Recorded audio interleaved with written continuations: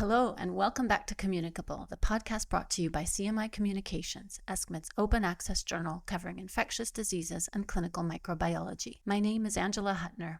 I'm an infectious disease doctor at the Geneva University Hospital in Switzerland and editor-in-chief of CMI Communications. World Hepatitis Day is coming. It's this Sunday, July 28th. This is the birthday of Nobel laureate Baruch Samuel Blumberg, discoverer of the hepatitis B virus. World Hepatitis Day is dedicated to raising awareness of viral hepatitis and the diseases that it causes. Championed by the World Hepatitis Alliance, the theme this year is Take Action, Test, Treat, Vaccinate. So I'm delighted to be co-hosting this episode with Oana Sandulescu, fellow editor at CMI Comms, but perhaps better known as one of our great experts on viral hepatitis. She is professor of infectious diseases at Carol Davila University in Bucharest, Romania. Hey Angela, hey everyone. I'm delighted to be here today to discuss hepatitis B and C in the context of global health. So we're thrilled to have with us today as our very special guest, Professor Mojca Matičič. She is professor of infectious diseases at the Faculty of Medicine, University of Ljubljana, and head of the Viral Hepatitis Unit and Outpatient STI Service at the University Medical Center in Ljubljana. I'm also thrilled to be part of the Executive Committee of the ESCMID Study Group for Viral Hepatitis, which we abbreviate as CHGVH, together with Mojca. This is a study group that's doing amazing work from research to postgraduate educational courses to webinars in collaboration with other international societies. Mojca, it's always a pleasure to be working with you. Thanks for taking the time to talk to us today. Hello to everybody. It's really a great honor and privilege to be here with you today, and thank you for this very kind invitation. We are so happy to have you and so excited to have this discussion. So we start these episodes with a sort of icebreaker question, and we try to make them about infectious diseases, microbiology, but this time I really couldn't think of a good one. So for lack of a good one, I'm going to ask the following question. Of all the places you've traveled, what's your favorite one? Oana, hosts go first. The most recent thing that comes to mind is actually Lund, Sweden, where we as GVH organized a postgraduate course together with our former chair, Gulsunos Hayashahin. She had an amazing postgraduate course on viral hepatitis, so the experience was fantastic and the city was really lovely. How about you, Mojca? This is a tough one, and it's definitely beyond the unique response. But okay, let's face it, I also have so many favorites. During the summertime, my favorites are islands in Adriatic coast for sailing. During the wintertime, my favorites are Alps and Dolomites for skiing. But when we speak about the long distance traveling, it's definitely Australia, particularly its eastern coast. So these are my favorites. But above all, my country is very beautiful and I love it as well.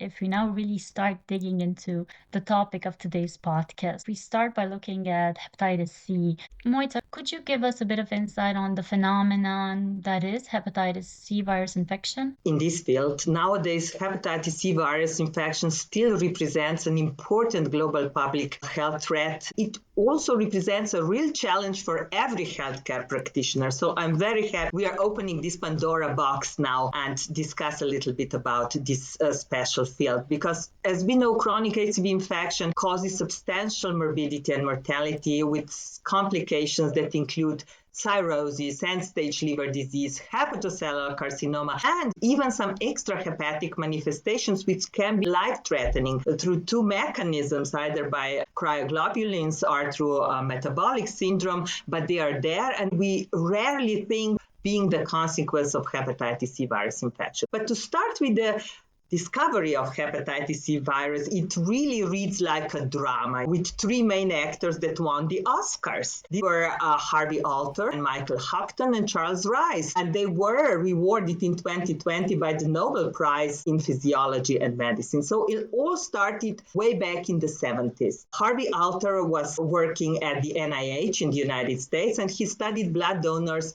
and he discovered that there exists a post-transfusion hepatitis that was not caused neither by Hep A or Hep B virus. He named it non-A, non-B hepatitis, but he was not aware of what's causing it. So in the 80s, another guy came on stage. This was Michael Huttner, and luckily enough, he worked with Chiron Corporation in California, and he came up with this molecular method that's called cDNA library. So Michael Huttner infected chimpanzees with the blood-borne non-A non-B virus. He took plasma from them, he extracted the nucleic acid and synthesized cDNA, and then he transfused it to a bacterial vector, introduced plasma of the patient with non-A non-B hepatitis to the bacterial colony. He expected the antibodies in the plasma to bind to polypeptides of bacteria. And literally, they performed over 10 to the 6 such screenings. Only by chance they found there was one colony that didn't match neither human nor chimpanzee DNA sequence, but it matched with the sequence of a virus family Flaviviridae.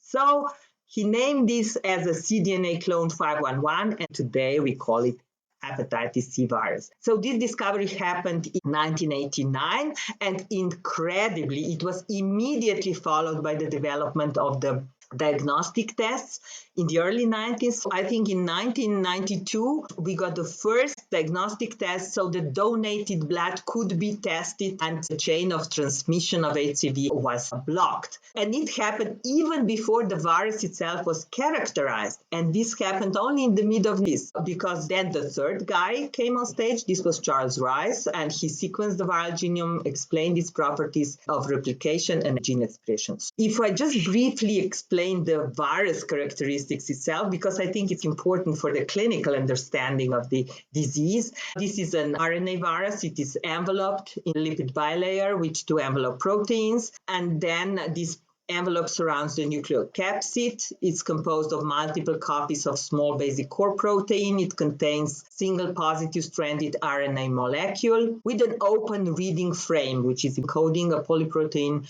of around, I think, 3,000 amino acids. The life cycle is completely performed within the cytoplasm of hepatocytes, and their RNA genome is translated into 3 structural and 7 non-structural viral proteins. And what matters is that the HCV is inherently unstable. So we have like 7 genotypes, like 67 subtypes, and because of this heterogeneity, this allows the virus to escape the immune system. On one hand, it's important to the pathogenesis of the virus because it can establish a chronic infection. On the other hand, we do have the antibody response to neutralize these virus proteins.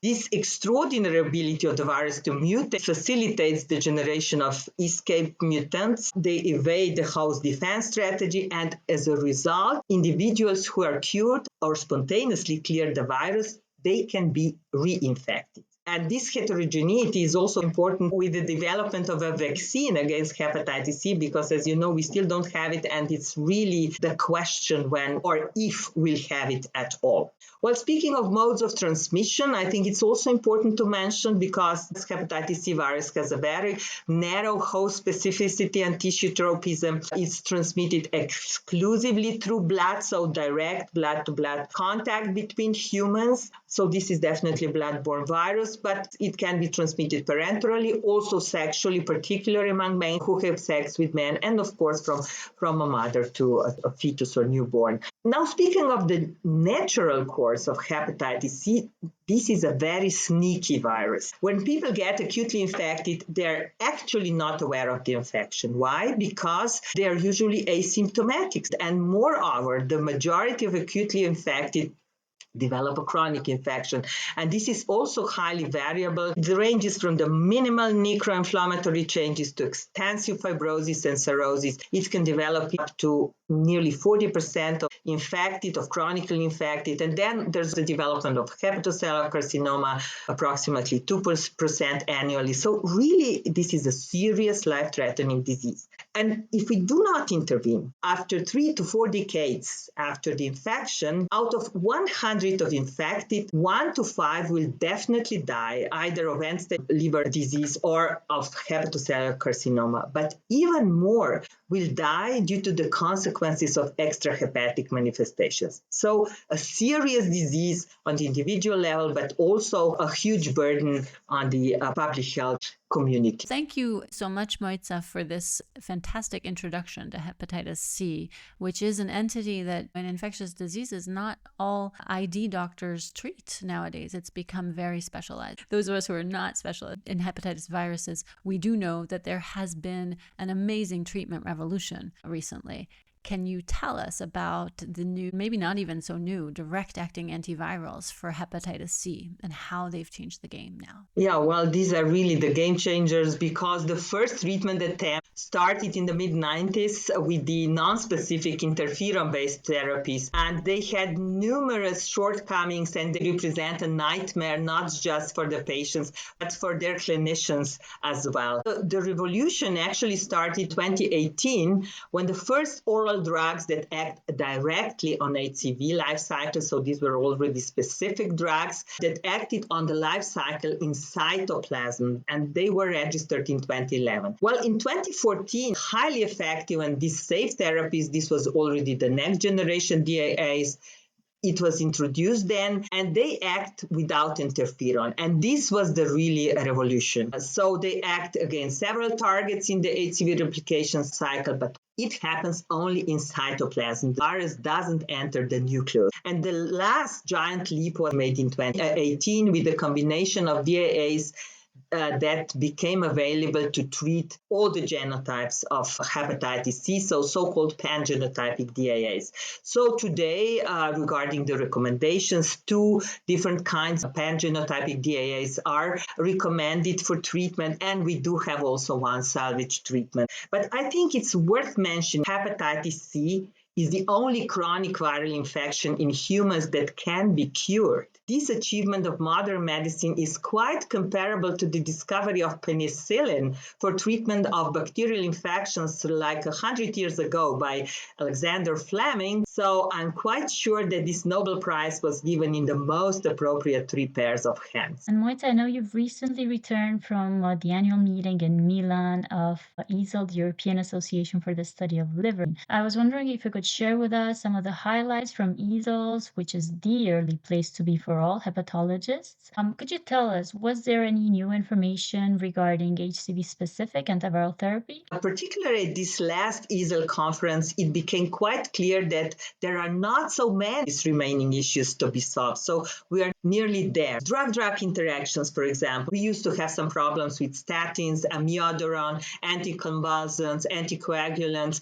But it turned out that these are manageable things for the time being. Then there are difficult to treat patients, like people who inject drugs. But several studies, even real-life studies, have shown that this is the manageable problem, actually. What about older people? There has been a very nice study presented. The average age of the cohort was 80 years. At least 3 comorbidities that included patients taking at least 5 drugs every day. But the sustained virological response was 98%. Children are no more behind because we have treatment now for children aged of 3 years and older, and people living in HIV do not anymore present difficult to treat populations. Well, we do have some comorbidities like chronic kidney disease, but again, the studies have shown that the sustained virological response, so the cure, is happening in 95 to 98%. Also, patients with various stages of fibrosis and cirrhosis have high sustained virological response, and some smaller studies even show that patients with decompensated cirrhosis can be safely treated these pan-DAAs with quite high sustained virological response. Well, since we are dealing with people who inject drugs, there might be poor adherence to treatment. But a study has shown that if you prematurely stop using DAAs, you can still reach 80% of sustained virological response rates, provided that more than 1/3 of the treatment period has been achieved. So this is something really new. Now, there were also debates about treating recently acquired infection. Recently acquired infection means acute hepatitis C in the older terminology. And we do treat recently acquired infection because it has both individual and public health threat. On the individual level, immediate treatment improves clinical outcome on the long run, but for the public health benefit, it reduces the risk of further transmission. Studies have shown that it's also cost-saving in key populations, so treat recently acquired infection. We shouldn't forget the possibility of reinfection is possible, particularly in those who are constantly exposed to the possibility of getting reinfected, because the proportions of reinfection vary even up to 20 to 30%, depends on the population. The sustainability in retesting is needed in those populations. So today we have these short, simplified, active, well-tolerated DAAs. They're not just effective, they are safe, they are all oral, they are with short duration, like 8 to 12 weeks. So really test and treat strategy now is the main thing that we need to go for. So these antivirals are changing the game, no question, but how are we doing overall with access to them? I remember when they first came out, they were prohibitively expensive for many countries. Where are we now, Mojca? Well, yes, you are absolutely right. The first highly efficacious DAAs,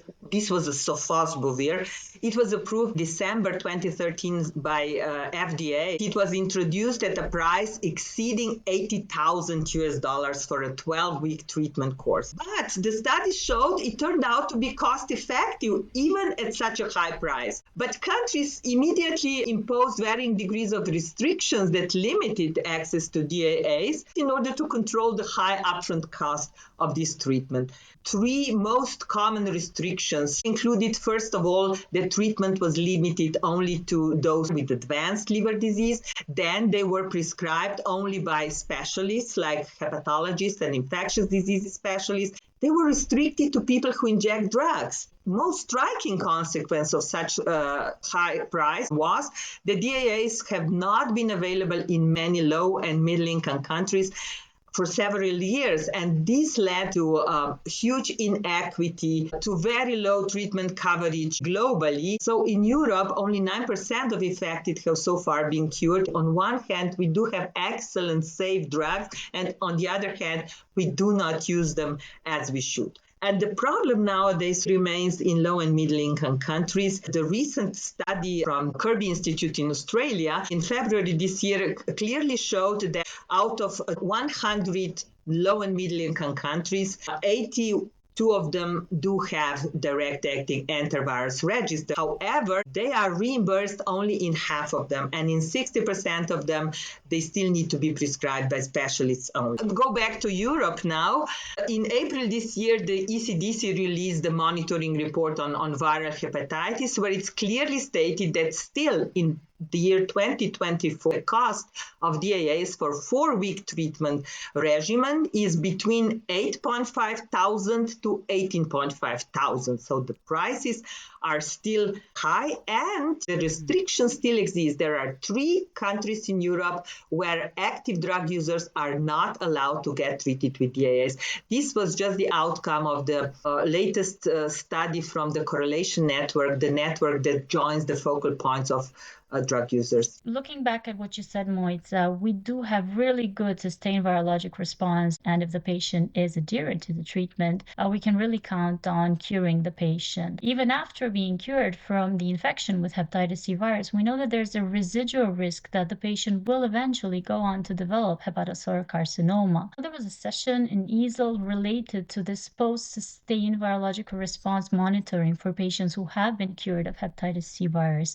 And could you briefly take us through the steps? How should we monitor our patients after they have achieved the sustained virologic response? That is a very important issue for each clinician treating patients with hepatitis C. But let's first define what is this sustained virological response. This is a cure. This is the elimination, the clearance of the virus from the blood, from the body. It means that we have undetectable HCV RNA in our blood 12 weeks after treatment completion. So this is SVR. It means the cure. And if we have a cure, generally it's associated with the normalization of the liver enzymes, then with the improvement or even regression of necroinflammatory changes or even fibrosis in liver, and it leads to improvement of liver function. However, and this is the result of the studies, the sustained virological response is definitely associated with a 71% reduction of the risk of hepatocellular carcinoma. So this is not 100%.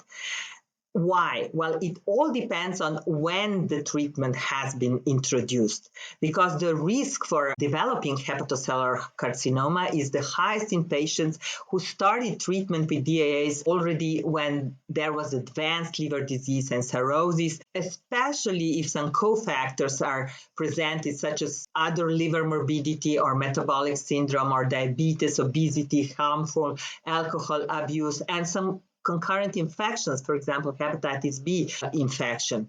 And some predictors of the development of hepatocellular carcinoma, either pre-treatment or post-treatment, have been well known among the male gender, age about 64 years, and low hypoalbuminemia after gaining sustained virologic response, and some others. Based on these findings, is that those patients who started treatment with advanced liver disease, they need a lifelong screening for hepatocellular carcinoma by ultrasound and also by alpha-fetoprotein. This screening after successful treatment of hepatitis C is needed for everyone who started treatment with the advanced liver disease like fibrosis stage 3 or 4 according to the Metavir scale, but it is also needed for those who have a lower fibrosis stage, 0 to 2, if they have some comorbidities like obesity, diabetes, alcohol consumption, and so on. If they have permanently elevated ALT,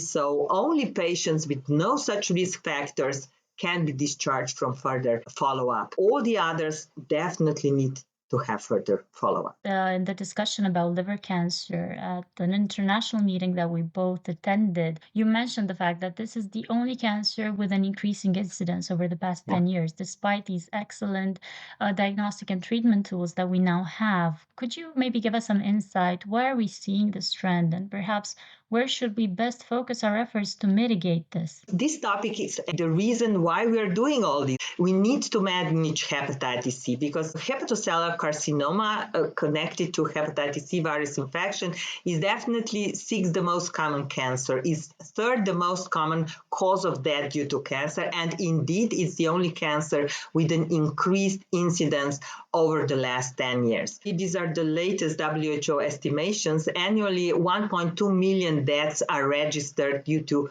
end-stage liver disease and hepatocellular carcinoma as a consequence of hepatitis B and hepatitis C virus infection.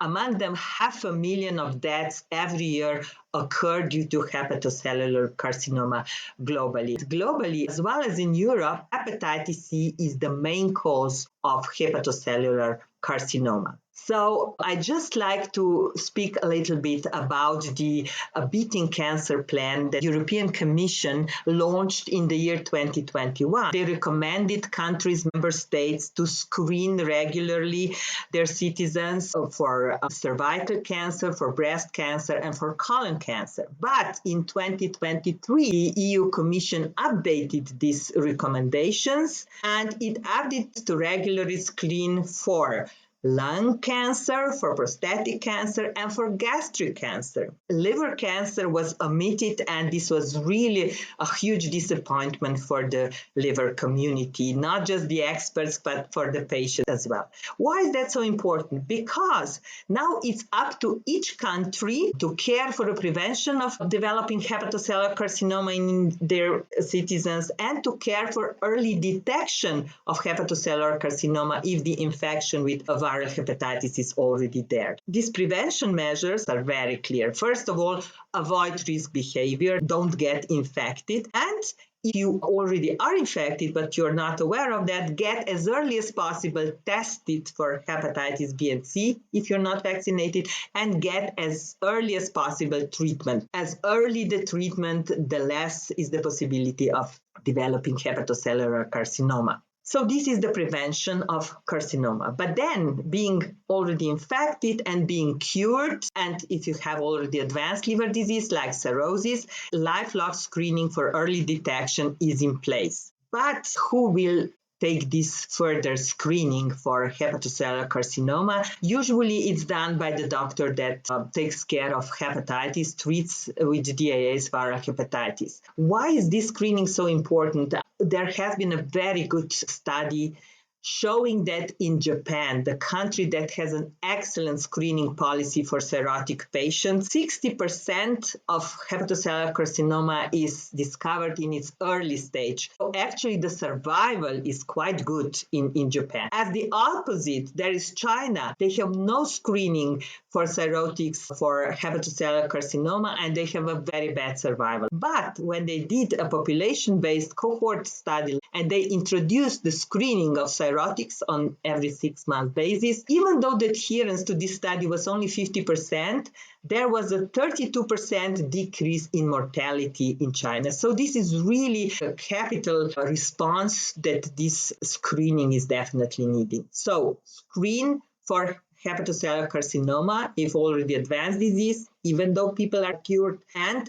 basically prevent HCV infection and test and treat as early as possible. Absolutely screen for the carcinoma even when you think you've managed to completely treat the virus. Stepping back a little bit, you just talked about preventing the carcinoma, but what about preventing the virus itself? I know that in Slovenia, you've had a fantastic experience with programs that you've been an integral part of to target complete elimination of HCV. You've shown really good results. What are some of the key activities in these programs that are making the difference there? Thank you for this question, but I think it's first worth mentioning that with this advent of direct-acting antivirals, the WHO was able to set up the global health sector strategy, the first one, to eliminate viral hepatitis as a public health threat by the year 2030. And the goals were to decrease by 2030 the incidence of viral hepatitis, so Hep B and Hep C infection, by 90%, and to decrease the mortality by 65%, because we do have now very good tools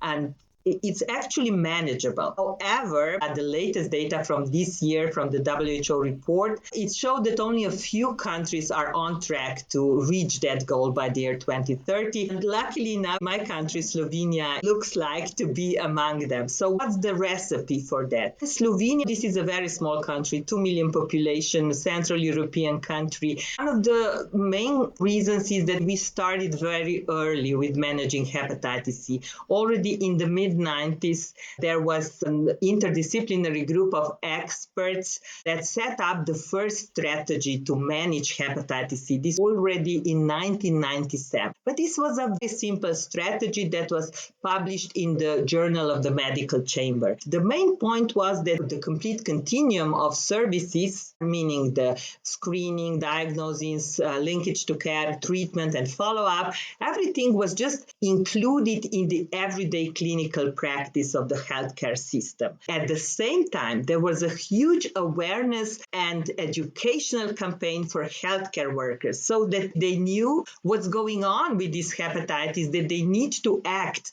that they need to think of hepatitis C as well.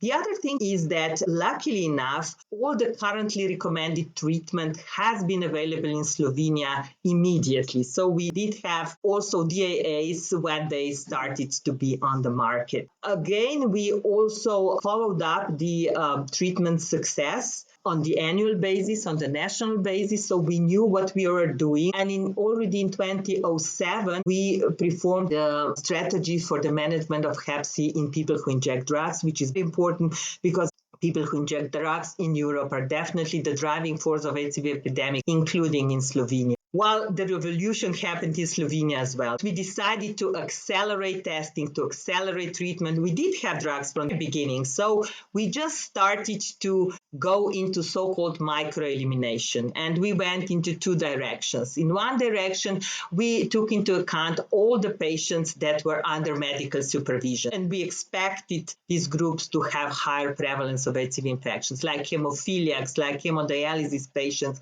like HIV patients, and some others. So we checked immediately all the medical records. In case they haven't been tested for Hep C, we tested them. We immediately introduced treatment, and of course, we cured them. On the other hand, there were patients that were not under medical supervision, for example, people who inject drugs or incarcerated persons. And of course, they have their special needs. So we really adapted to their special needs with very different models and so on, just to approach them as quickly as possible. I think we were the first country in the world to eliminate completely hepatitis C in hemophiliacs. We have no more people, Hep C positives in hemodialysis units. Actually, we don't need any machine for Hep C patients, but of course, we do have tourists, we do have newcomers. The latest estimates for the prevalence of HCV infection showed in Slovenia nowadays is second lowest among European countries, just after the Netherlands, 0.07%, which means that we have a little more than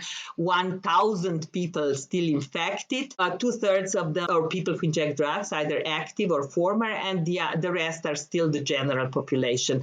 So this is really the tough one. We are seeking for the needle in the haystack, but we invented already some new models of care. Mobile unit is going to be here. We're just trying to do every different approaches to get them tested and treated as soon as possible. Slovenia is recognized as a model for WHO, but I think that really it's small, but it started very early. I think this is the recipe for such a result. So I think it's absolutely amazing what you've done, what you've been able to do, and just the fact that you know exactly how many people are still infected and who they are and what are the subpopulations in that group. I think that's way ahead of the curve when we think about a lot of other countries. As a small follow-up question, what are the remaining barriers in other places? I think Slovenia, you've mapped it out so well. You know what still needs to be done. What would you say, though, in other countries that aren't so far along? Well, thank you. We're really the lucky ones, I think, and I'd like that for other countries as well. But I think there are barriers. You're right.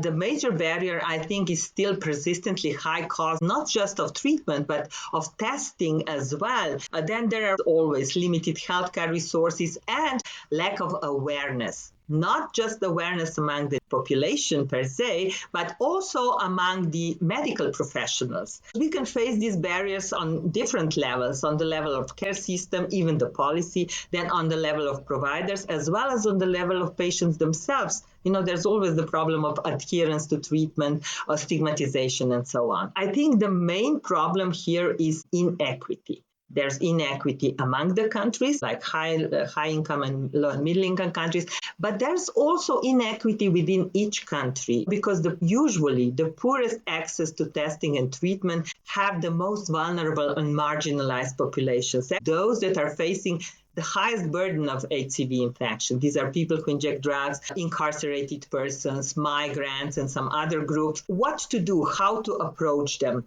Well, first of all, medical policy needs to be put in the right direction. And of course, financing is there as well. And an interesting result was presented in the latest ECDC monitoring report, showing that out of 30 EU EEA countries, 22 of them do have the strategies or action plans towards the elimination of hepatitis C, but only 15 out of 22 have the coverage from the national budget. So it's not that simple, even though you have strategy or action plan. But from the practical point of view, how to overcome these barriers is, I think, simplification. We do have simple diagnostic tests. WHO has just approved the HCV RNA point of care testing. Then we do have saliva testing for the screening. Of course, treatment, we've already shown it's really very simple. Now, how to use them and where to use them. Another magic word is decentralization. Why don't we go out from the specialist clinics and even more go out of the healthcare system? Because it's so simple. And several studies have shown that it can be done in pharmacies. It can be done within the community. It can be done in prisons, for example. So you just need to educate the personnel, or just you need to be online. Like ECHO is one very famous project on how to do the consultations, long distance or whatever, but just do it, because one-stop shop has shown to be very effective, which means that you do testing and treatment at one site. And it has been shown in prisons, it has been shown in mobile units, because it shortens the time to introduction of treatment, and the treatment uptake is also increased. But to do all that, we need to raise awareness among healthcare professionals as well as key populations and general populations. And I think that key populations need special considerations, particularly people who inject drugs, because we need to fight stigma, we need to fight discrimination. These are important barriers that are there in spite of we do not admit it. Stigma is present in any step. Even in Slovenia, with such good results, we still face stigma. We try to to fight against it. I think it's very important. We don't manage patients based on their behavior risks, but we just manage patients based on their clinical condition. Everybody is the same. This is the basic message to fight stigma and discrimination. This is one of the heavy barriers towards elimination of hepatitis C.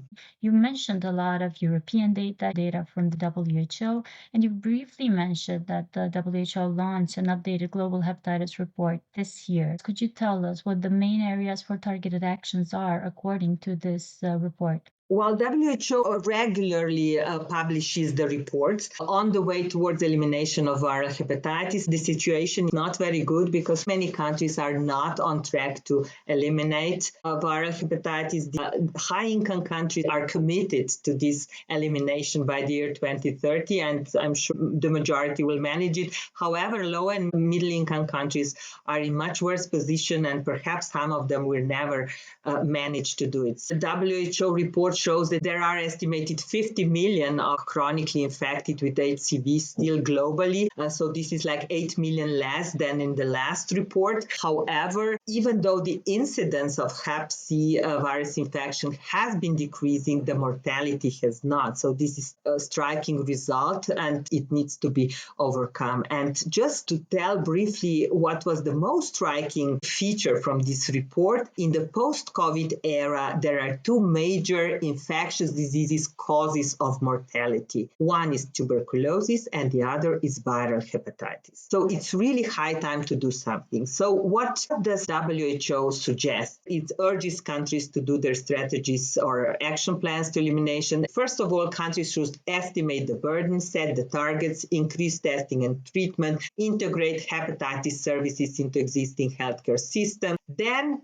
engage community, promote equity, improve surveillance and monitoring so that you know which interventions are needed in the future regarding the current results. And this time, WHO report focuses on low and middle income countries with precise, concrete recommendations, guidance on how to overcome the barriers, particularly on how to overcome the high prices of the drugs and of the tests. Clear messages like use generics, include medicine patent pool, and so on. WHO also shows countries on how to manage or how to reach the goal to elimination.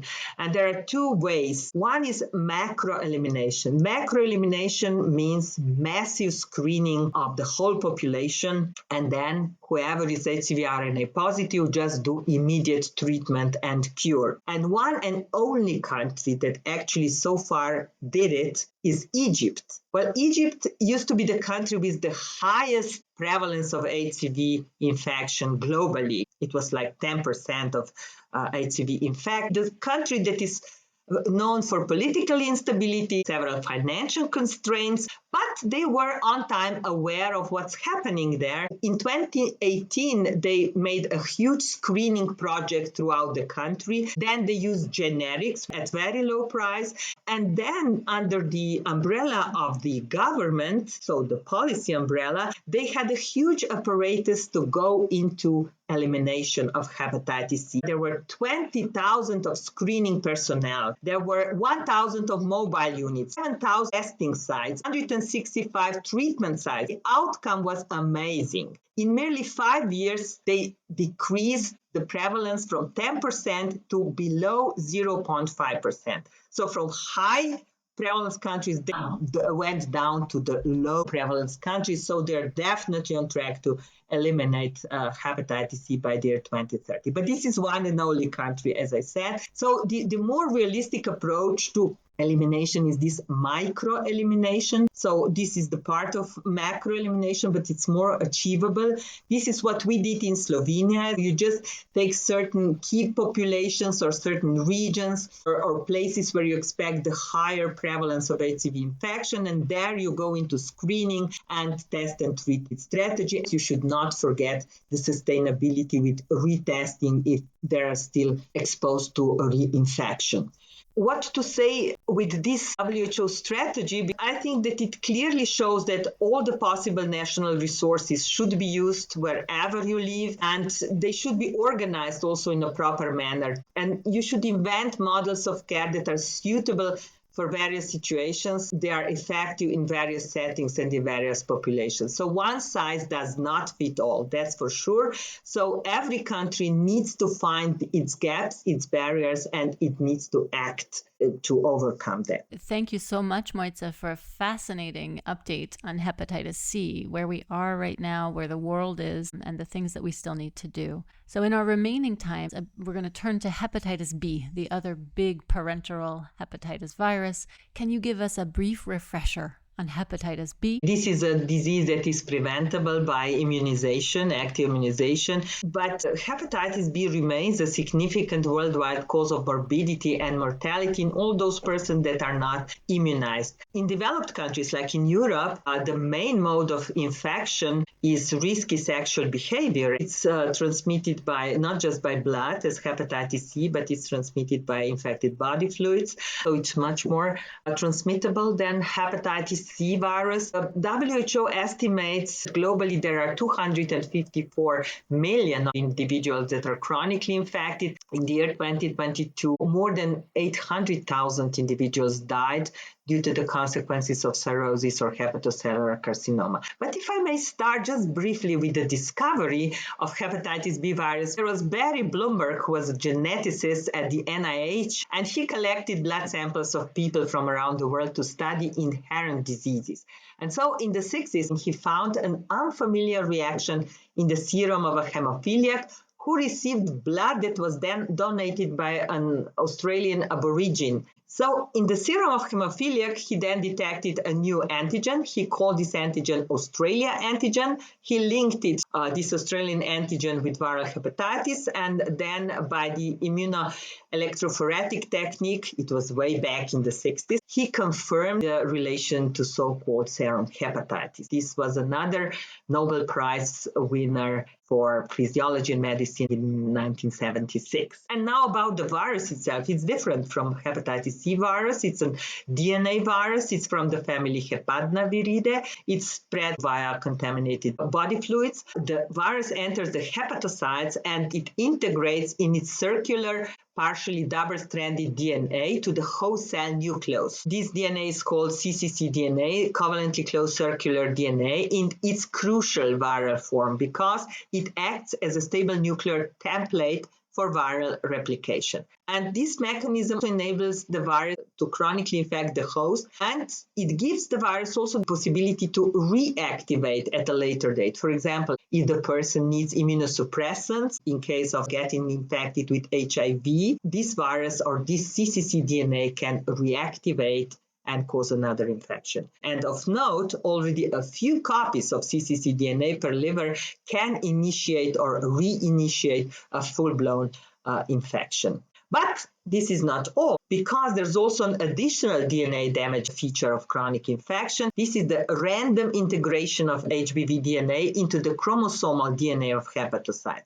So while DNA integration is a random integration, does not have a role in virus replication at all, it may alter the gene expression in the host cell. So indeed can cause hepatocarcinogenesis. So clinically, hepatitis B infection has many different phases. You know that the incubation period is up to 6 months, and then infection is a range of clinical manifestations of acute or of chronic time frames. Usually acute infection is subclinical or even aclinical. It can even go into fulminant hepatic failure. But for chronically infected patients, this chronic infection has also several different phases. It's done due to immune-mediated liver injury as well as direct viral cytotoxicity. It can again lead to cirrhosis, to hepatocellular carcinoma, and also to some extrahepatic manifestations. But many patients do not have all these consequences. They just carry on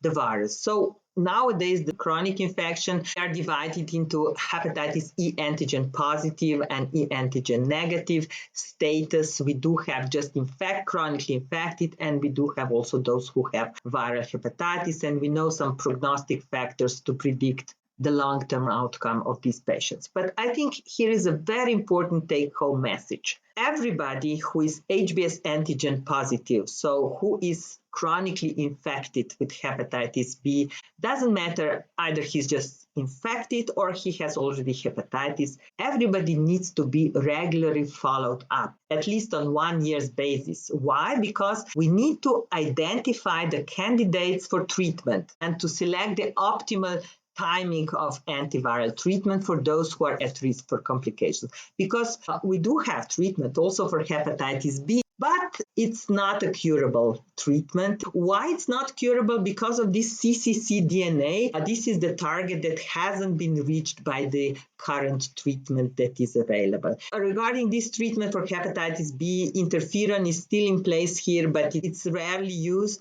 Mostly we use nucleoside and nucleotide analogs, entecavir and 2 forms of tenofovir. They inhibit the reverse transcription. On the long run, treatment can lead to so-called partial cure. This is the hot topic now, the cure. What kind of cure for hepatitis B? Partial cure means that we do normalize ALT, we do clear the HBV DNA from the blood, but there's still HBs antigen present. So this is partial cure. With this partial cure, we can delay progression of cirrhosis, we can reduce the incidence of hepatocellular carcinoma, we can improve long-term survival. However, we don't have the finite therapy. So we can achieve also so-called the next step. The next step is functional cure. Functional cure means that we also clear HBs antigen, surface antigen of the virus. It can be achieved in roughly 5%, definitely less than 10% of those patients that are treated with nucleoside analogs. So the hot topic is when, if at all, we stop treating with nucleoside and nucleotide analogs. If we do, we can do it mostly in HBe antigen negative patients, and we need a very intense follow-up for those patients. So this is not what we want. Actually, we want a functional cure with the new drugs. Eventually, of course, we would like a complete cure, which means to get rid of the cccDNA, but this is inside the nucleus, and so far the technology doesn't know how to get there. And of course, the ideal goal would be a sterilizing cure, which means the complete clearance also of that integrated HBV DNA. There are several new medications in the pipeline. There's a lot of research going on.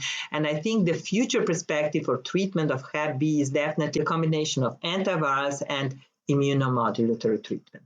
Treatment options that we're still using are the nucleoside and the nucleotide analogs that you've mentioned. And I know that this year, the WHO, they've provided a slightly updated set of indications for HBV treatment, telling us how to select patients, who should start treatment, when. Could you tell us a bit about who is now considered to be eligible for treatment, for starting treatment for HBV, because stopping is completely different. So who should start treatment for hepatitis B infection right now? The Liver Society has been anxiously waiting for anything new guidelines, some extension of this, who should be eligible for treatment, because the latest guidelines from the European Association for the Study of the Liver are dating 2017. They have been updating just now, and we expect them to be launched in autumn this year. However, we were pleased by the WHO guidelines that they will launch at Basel March this year.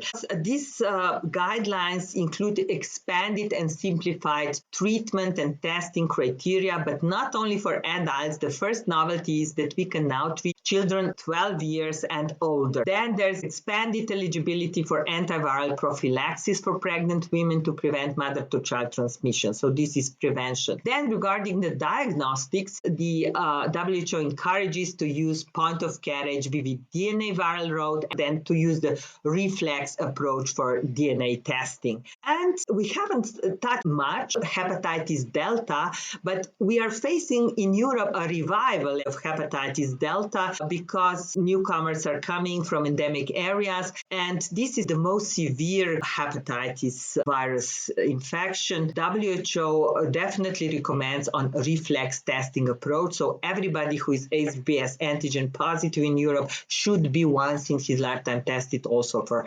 hepatitis delta.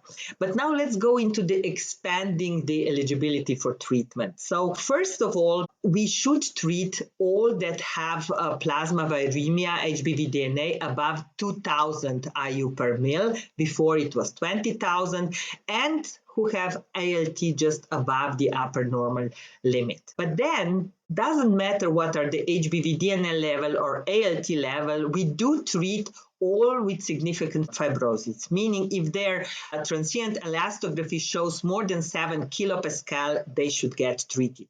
Besides, if they're co-infected with HIV, Hep Delta, Hep C, if they have family history of liver cancer or cirrhosis, if they're immune suppressed, if they have certain comorbidities like diabetes or MAFL, this is metabolic dysfunction associated steatotic liver disease, this is a new terminology, if they have extrahepatic manifestations, so regardless of DNA level, regardless of ALT level, we should treat them.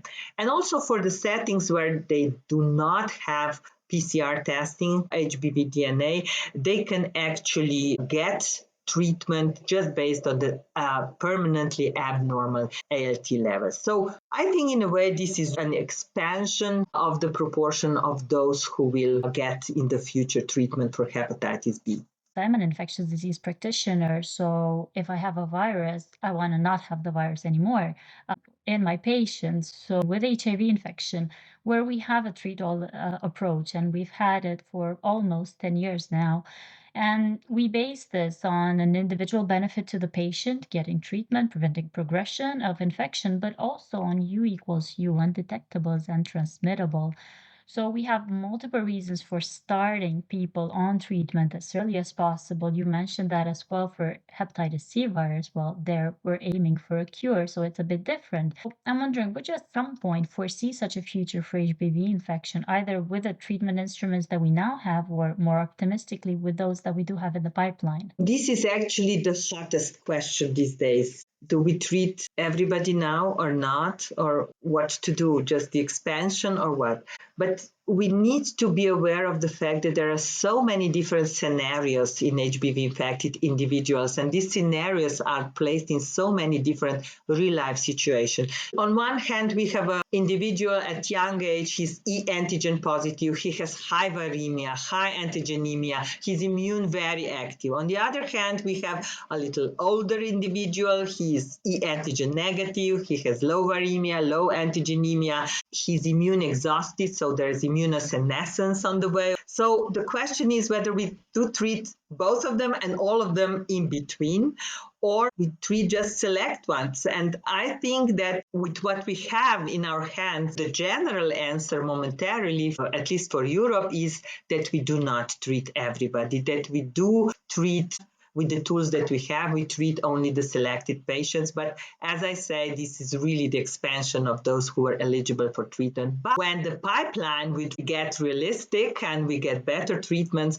particularly with the functional cure, then perhaps, and I'm sure about that, we'll get different conclusions. Mojca, thank you so much for this whirlwind update of hepatitis C and hepatitis B viruses. We see clearly how much progress has been made, and yet we see also that there's more to do. There's a lot more to do. Thank goodness you're on the case. Your energy is just clearly so directly beneficial to so many people. Please keep doing what you're doing. And I ask all of our listeners, definitely look out for World Hepatitis Day coming up Sunday, the 28th of July. We'll put a link into our show notes for that. And please do help Mojca raise awareness and get things moving in your parts of the world as well. Thank you very much to my co-host, Oana, another expert in hepatitis. I've been lucky to be with both of these experts today. Thank you for listening to Communicable, the CMI Comms podcast. This episode was hosted by Oana Sandulescu and Angela Huttner, editors at CMI Comms, ESCMID's open access journal. It was peer-reviewed by Dr. Liam Luang of CIC Cochin Pasteur, Hôpital Cochin Port-Royal, Paris, France. Theme music was composed and conducted by Joseph McDade. You can subscribe to Communicable on Spotify, Apple, wherever you get your podcasts, or you can find it on ESCMED's website for the CMI Comms Journal. Thanks for listening and helping CMI Comms and ESCMED move the conversation in infectious diseases and clinical microbiology further along.